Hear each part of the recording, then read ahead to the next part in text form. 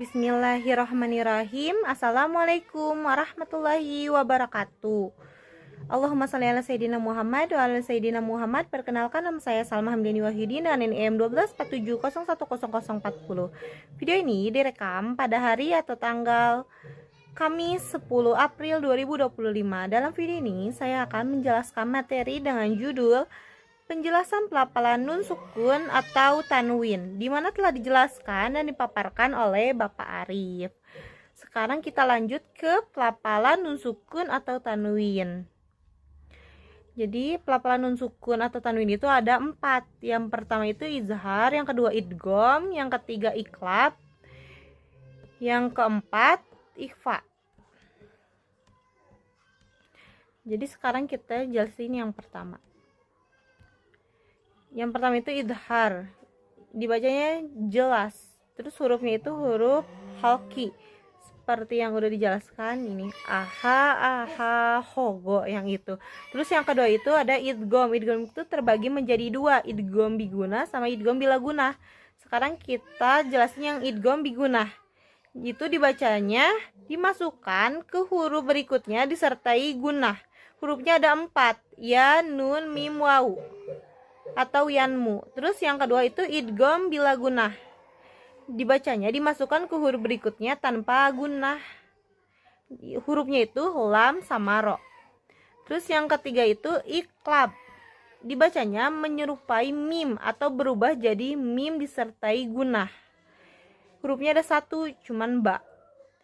Yang keempat itu ikhfa, dibacanya samar tapi disertai dengan gunah.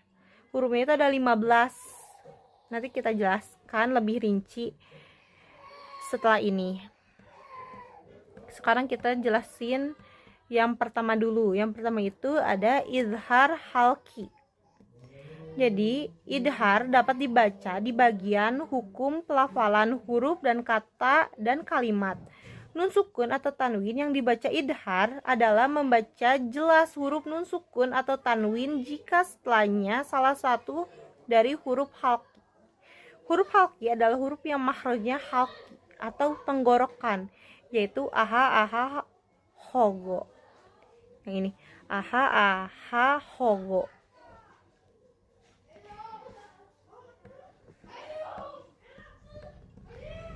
Sekarang kita coba ke pelafalan huruf izhar. Bismillahirrahmanirrahim. Fasayun gidun, fasayun gidun. Jadi tidak ada tambahan durasi dalam pelafalan nun sukun. Jadi nun sukunnya ini dibaca jelas. Fasayun ghidun. Di video sebelumnya kan fantasin, di sini kita ulang ya, fantasin rumus idhar, yaitu rumus idhar 3T.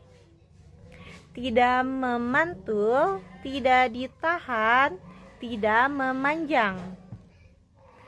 Kita lanjut yang kedua. Yang kedua itu adalah idgham. Huruf nun sukun atau tanwin diidghamkan jika setelahnya huruf yarmuluna atau ya, ro, mim, lam, waw, nun. Ada 2 cara mengidghamkan nun sukun atau tanwin. Pertama adalah dengan menyertakan gunah, atau kedua adalah tanpa menyertakan gunah. Jadi nun sukun atau tanwin dibaca idgham itu ada 2, tanpa gunah dan dengan gunah. Kalau dengan gunah itu idgham bigunah. Hurufnya ada 4, yanmu, ya, nun, min, waw. Makhraj lisan tidak aktif, makhraj hoisumnya atau gunahnya aktif. Terus yang kedua itu tanpa gunah. Tanpa gunah itu idgham bila gunah. Jadi nun sukun atau tanwin dilebur seluruhnya. Kita coba pelafalan idgham tanpa gunah. Mirrahiq. Jadi nunnya dilebur. ro-nya jelas. Durasi pelafalan ro sukun, durasi ro bertasjid. Sekarang idgham dengan guna. Idgham dengan guna itu ada dua, kamil dan nakis. Tapi kamil itu dibagi dua lagi, tanpa guna dan dengan guna. Kalau nakis dengan guna saja. Kita coba idgham kamil. Seperti ini pelafalannya. Minal jinnah. Jadi durasi pelafalan nun sukun 2 harkat, gunah jelas. Minal jinnah. Kalau idgham nakis seperti ini pelafalannya. Jaza'au wifaqa. Seperti itu. Kita lanjut ke yang 4 ya. Sebentar. Yang keempat itu apa? Iklab. Iklab adalah membalik atau menukar, yaitu menukar huruf nun dengan mim. Nah, iklab ini hanya ada pada nun sukun atau tanwin bertemu dengan huruf ba. Jika hal ini terjadi, maka nun sukun atau tanwin dibaca dengan mim dan disertai gunah yang jelas dan panjang. Karena pelafalannya berubah menjadi mim, maka cara melafalkannya sama dengan mim sukun bertemu ba. Sekarang kita coba pelafalan huruf iklab. Seperti ini, asalnya min ba'di jadi mim ba'di, seperti itu. Sekarang lanjut yang keempat, ikhfa hakiki. Tadi itu iklab itu yang ketiga, sekarang yang keempat itu ikhfa. Ikhfa secara umum diuraikan pada bagian sebelumnya. Nah, sekarang untuk ikhfa, nun sukun atau tanwin diuraikan secara rinci di sini. Nun sukun atau tanwin akan dibaca ikhfa jika bertemu dengan huruf selain huruf izhar. Izhar, idgham, dan iklab, atau kita sebut huruf sisanya.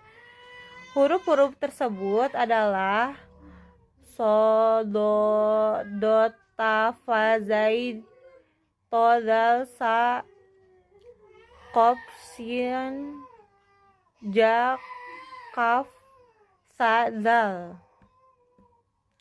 Jadi derajat ikhfa secara makhraj, huruf pertama dengan huruf kedua, maka ikhfa dibagi menjadi 3, yaitu yang pertama ikhfa aqrab, nu bertemu dengan huruf yang paling dekat makhrajnya, yaitu ta, to, dal. Yang kedua ikhfa abad, yaitu nun bertemu dengan huruf yang paling jauh makhrajnya, yaitu huruf qaf dan kaf. Yang ketiga ikhfa ausat, nun bertemu dengan huruf ikhfa selain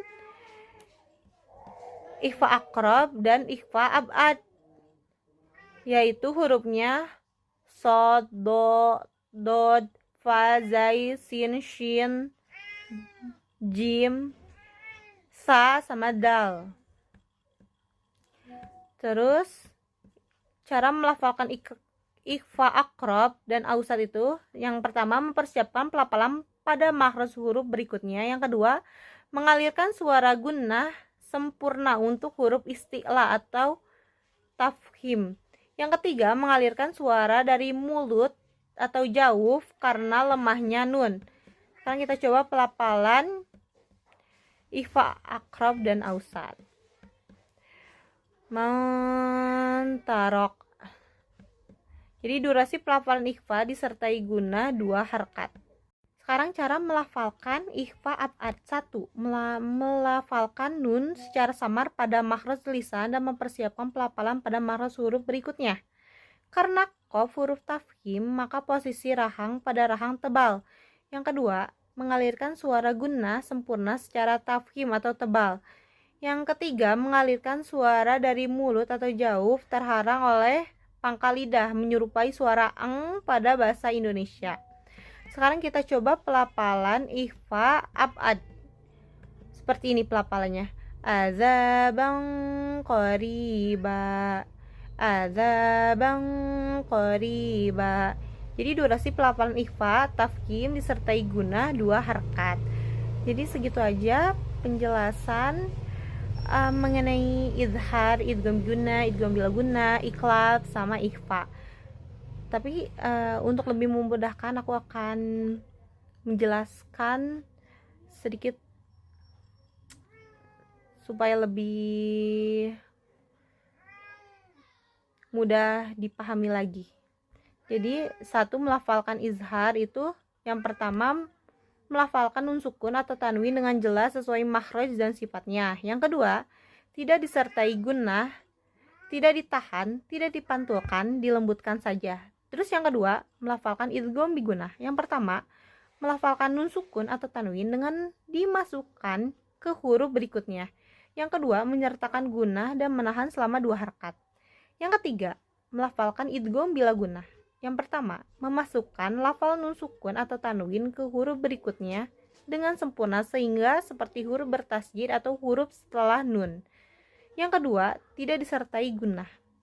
Terus yang keempat, melafalkan iklab. Yang pertama, mengubah lafal nun sukun atau tanwin menjadi mim sukun. Yang kedua, menyempurnakan bunyi mim disertai gunnah dan ditahan 2 harkat. Yang kelima, melafalkan ikhfa. 1. Melafalkan nun sukun atau tanwin secara samar dan siap pada makhraj huruf berikutnya. Yang kedua, menyertakan gunnah selama 2 harkat. Alhamdulillah, sekian saja penjelasan saya mengenai penjelasan pelafalan nun sukun dan tanwin. Rabbi jin ilman warzuqni fahman. Ya Allah, pastikanlah lisanku untuk melafalkan huruf-huruf Al-Quran dan menjadikan kita ahlul Quran. Amin. Wassalamualaikum warahmatullahi wabarakatuh.